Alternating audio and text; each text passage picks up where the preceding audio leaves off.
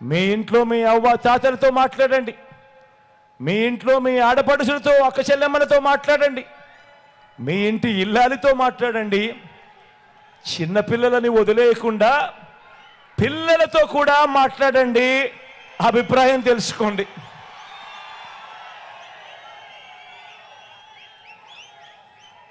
అందరితో ఆలోచన చేసి ఎవరి వల్ల మీకు మంచి జరిగింది, ఎవరి వల్ల మీకు మంచి జరిగింది, ఎవరు ఉంటే మీకు మంచి జరుగుతుంది అన్న ఆలోచన నిర్ణయం తీసుకోమని తర్వాతే ఓటు వేసే ముందు అని చెప్పి అడుగుతా ఉన్నా. ఎందుకంటే ఇంతకు ముందే నేను చెప్పా, ఈ ఓటు కేవలం ఎమ్మెల్యేలను ఎంపీలను ఎన్నుకునేందుకు వేసే ఓటు కాదు ఇది.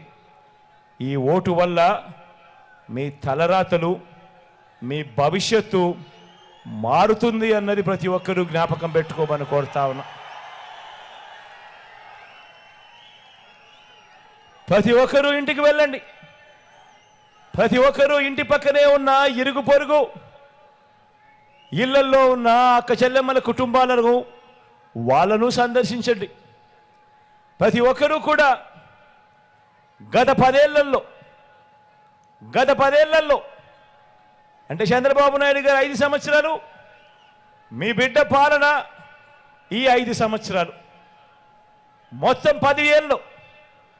ఈ 10 ఏళ్ళు మొదట 5 ఏళ్ళు పాలించిన చంద్రబాబు ప్రభుత్వం ఏం చేసింది, తర్వాత 5 ఏళ్ళు మనందరి ప్రభుత్వం, మీ బిడ్డ ప్రభుత్వం, మీ బిడ్డ ప్రభుత్వంలో మీ ప్రతి ఇంట్లో కూడా ఏం మంచి జరిగింది అన్నది గమనించి ఆలోచన చేసి నిర్ణయం తీసుకోండి.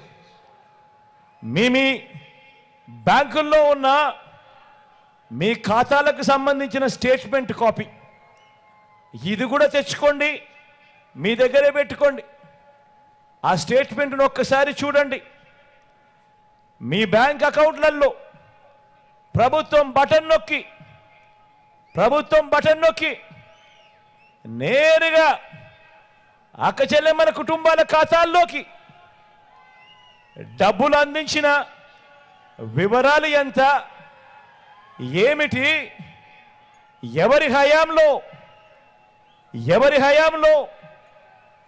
ఎవరు మీ కుటుంబానికి బాగు చేయడం కోసం ఎవరు ఎంత ఇచ్చారు, ఏ స్కీము మంచి చేయడం కోసం పెట్టారు, మీ సాధికారతకు, మీ ఆత్మగౌరవానికి ఆ డబ్బులు, ఆ స్కీములు ఎలా ఉపయోగపడ్డాయి అన్నది ప్రతి ఒక్కరూ కూడా ఆలోచన చేయమని కోరుతా ఉన్నా. ఎవరి హయాంలో మీకు మంచి జరిగింది అన్నది ఆలోచన చేసిన తర్వాతే నిర్ణయం తీసుకోమని అడుగుతా ఉన్నా. ఈ ఓటు గురించి ఇంత సుదీర్ఘంగా ఇంతగా ఎందుకు చెప్తా ఉన్నానో ఆలోచన చేయమని కోరుతా ఉన్నా. కారణం, ఈ ఓటు వల్ల మన తలరాతలు మారుతాయి కాబట్టి ఖచ్చితంగా జ్ఞాపకం పెట్టుకోమని ప్రతి ఒక్కరితోనూ కోరుతా ఉన్నా. 14 ఏళ్ళు చంద్రబాబు నాయుడు గారి పాలన చూశారు. 14 ఏళ్ళు చంద్రబాబు నాయుడు గారి పాలన చూశారు. 3 సార్లు సీఎంగా కూడా పనిచేశాడు ఈ పెద్ద మనిషి చంద్రబాబు నాయుడు గారు. మరి మీకు, మీ ఇంటికి ఏం చేశాడో మీరంతా ఆలోచిస్తే మీ బ్యాంక్ ఖాతాలను మీరు గమనిస్తే, ఆయన పాలన చూస్తే, ఆయన పేరు చెబితే ఒక్కటంటే ఒక్క మంచైనా గుర్తుకొస్తుందా? ఒక్కటంటే ఒక్క స్కీమ్ అయినా ఆయన పాలనలో చేసింది గుర్తుకొస్తుందా అని అడుగుతా ఉన్నా. కనీసం ఒక్క రూపాయి అయినా మీ బ్యాంక్ ఖాతాలకు ఆయన జమ చేసినట్టు కనీసం మీ ఖాతాల్లో అన్నా కనిపిస్తుందా?